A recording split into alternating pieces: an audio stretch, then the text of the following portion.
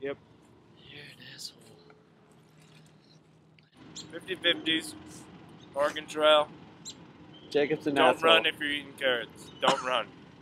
Dude, I did it. I finally Made a machine that reproduces any visual scenario. Only problem? It never lets me pretend like I had sex. pretend like I Had sex. pretend like I Had sex. pretend like I Had sex. Guess what? It wasn't even a Machine that I did it. My blanket has a hole in it, and so I had sex for real. What a dream. This damsel caught my eye across the line of screens. I had to open my laptop to email her, but she appeared, climbing window upon window, lit like campfire, golden braids coming out of her mouth. It was fantastic.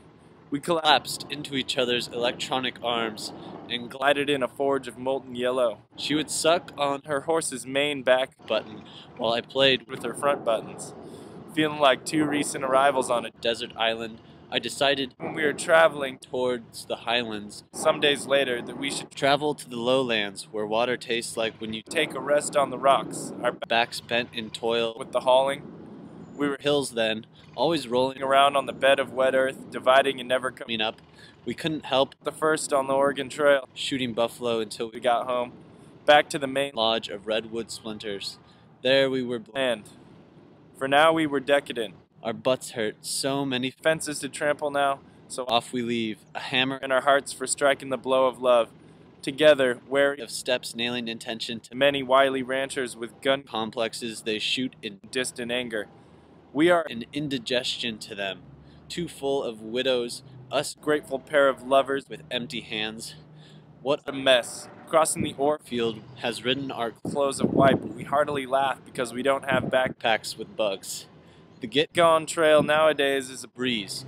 Just hop on and turn your bride into a turtle on wheels and ride that tort by the seat of your buggy as big wind airs, and you'll lay over in Topeka for 3 moon cycles, coagulate the sweet juices into nice ices to suckle, red good, hold on the wolf blood. Endless days, end up at a campfire hotel full of Boy Scouts asking if they could please sell you a watch. It was my granddad's to fix our buggy. Healthy and overeating dogs with hot dog smiles and toothy paws ate up those little rascals' tomfoolery. No one got hurt. Invisible our depression.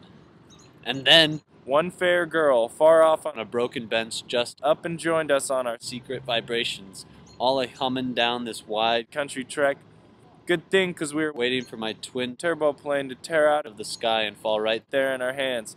It being love objectified, we turn side up like a tomcat from Topeka Flats. But we have money to waste. We will never waver in lost long past our shoulders, every hair a multiplication of happy trials. No worry.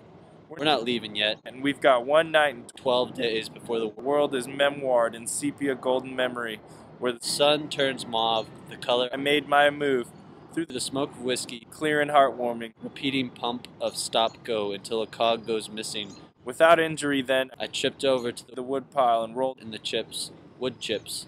None of them gouged me.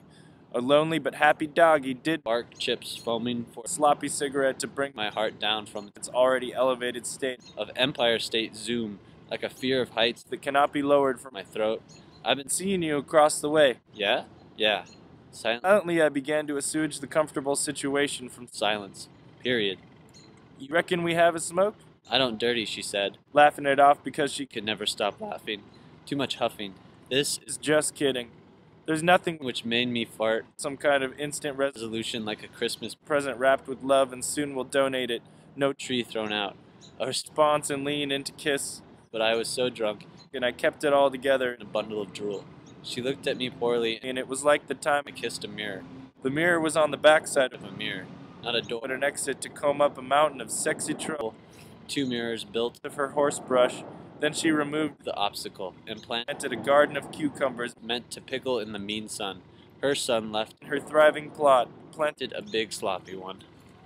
Where the fuck did you get that? What? Dude. God, that's the worst. This is the worst thing we've ever conjured. You know the deal.